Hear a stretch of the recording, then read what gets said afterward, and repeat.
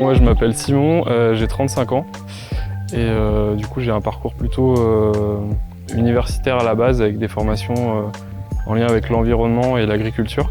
Il y a quelques années, je sentais que j'avais vraiment besoin de faire des choses plus concrètes avec mes mains. Voilà, je me suis dit que c'était le temps de se tester en maraîchage. L'année dernière, en fait, je me suis testé sur un terrain familial, mais je sentais qu'il me manquait des choses en fait pour être plus efficace et savoir faire les tâches au bon moment et savoir les prioriser. Et du coup, j'ai décidé de suivre la formation Entreprendre en agriculture paysanne pour justement voir l'ensemble de la saison. Voilà, ça permet d'avoir une vision de toutes les tâches à effectuer au fil des mois.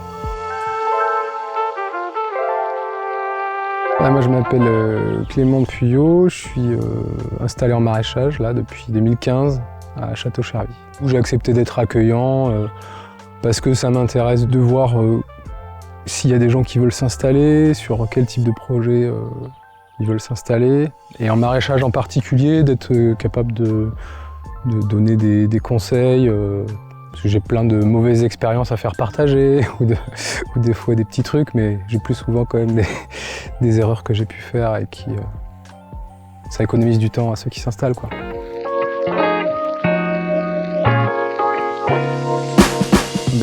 Ouais, le stage se passe bien. Maintenant, je suis à plein temps chez Clément, donc ça me permet de m'imprégner du travail de la ferme et de voir un peu la diversité des tâches. Je pense que c'est important parce que ça permet vraiment de m'imprégner, quoi. Je ressens la différence par rapport à l'autre ferme. C'est utile pour moi pour la suite, pour vraiment arriver à m'organiser et à planifier les tâches au fil des semaines. Et voilà, on échange beaucoup avec Clément, il me pose aussi beaucoup de questions et il argumente aussi ses choix à la fois techniques et d'organisation. C'est-à-dire le fait d'être présent sur plusieurs mois, nécessairement les automatismes que le stagiaire prend pendant ce temps-là, ça permet d'avoir moins de choses à expliquer tout le temps en fait. Et donc du coup, maintenant que Simon il a ses marques ici sur la ferme, il y a beaucoup de choses qui vont plus vite et donc on peut aussi prendre, même pendant les phases de rush, on peut prendre du temps sur des aspects, des questions pédagogiques. Voilà. Ce que je retiens, c'est tous les échanges avec Clément, les réflexions, c'est les choix qu'il a fait, c'est les raisons pour lesquelles il a fait certains choix. C'est de voir toute la saison. Enfin, s'il y avait juste eu la période, je pense, de rush, je pense qu'il y a des choses que j'aurais peut-être pas saisies ou qu'on n'aurait pas eu le temps d'aborder. Et du coup, je serais peut-être parti avec des compétences peut-être plus techniques sur des choses vraiment voilà, que tout le monde peut apprendre, mais plus sur des gestuels ou des semis, comment on sème telle ou telle culture, le repiquage, etc.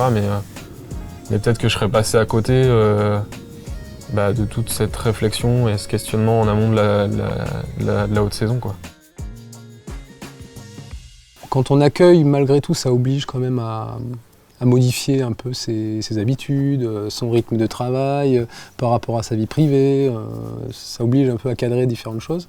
Moi, j'ai choisi plutôt de laisser pas mal de liberté quand même à Simon sur comment il s'implique, à quel moment de l'année il sent que c'est bien d'arriver tôt ou pas. De toute façon, sinon, il loupe des trucs, quoi. Par contre, je viens toujours le chercher, j'essaye de venir le chercher sur le contenu pédagogique de ce qui est attendu par la formation, où est-ce qu'il en est de ses dossiers, etc. Des fois, je rame un peu, mais j'y retourne. L'idée, c'est quand même que c'est des gens qui sont censés s'installer dans pas longtemps. Donc, s'ils ont un peu de liberté ou d'autonomie sur le cadre, soit sur le travail à réaliser, et qu'ils sont complètement paumés, ça veut peut-être dire qu'il y a besoin encore de se former ou qu'on n'est pas tout à fait prêt à s'installer tout de suite.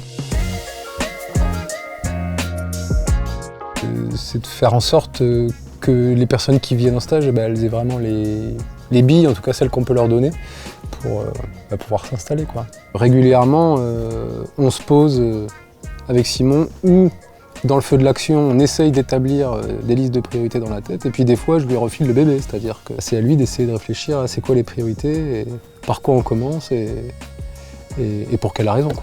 Et que le but c'est pas que Simon soit un ouvrier agricole, c'est plutôt le but C'est ok, on est deux, donc on peut avancer plus vite sur certaines tâches, mais du coup on peut aussi des fois se poser pour faire un inventaire de l'irrigation, pour réfléchir à justement cette ordre des priorités, des choses que moi j'aurais fait plus rapidement tout seul, bah là on se pose un peu plus longtemps. Et Simon, ça l'oblige des fois à être un petit peu dans le dilemme de la page blanche, il y a tellement de choses à faire que je sais pas par quoi commencer, quoi. Et je pense que c'est important aussi de se mettre dans la peau de... Voilà, en l'occurrence du maraîcher, mais ça peut être j'imagine d'autres sujets sur d'autres productions. Voilà, j'étais allé voir plusieurs fermes un peu pour choisir les fermes dans lesquelles j'allais être en stage.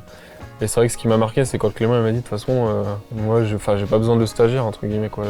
Ça m'a quand même interpellé parce que entre guillemets, enfin on est en stage mais on n'est pas ouvrier agricole et si la personne nous dit qu'elle n'a pas besoin de stagiaire, ça veut dire qu'elle est capable normalement sur son système de se débrouiller seule. Ça veut dire qu'elle peut peut-être être plus disponible ou ouverte à l'échange sur certains moments. Quoi. Et c'est vrai que ça m'a marqué et je le comprends quoi.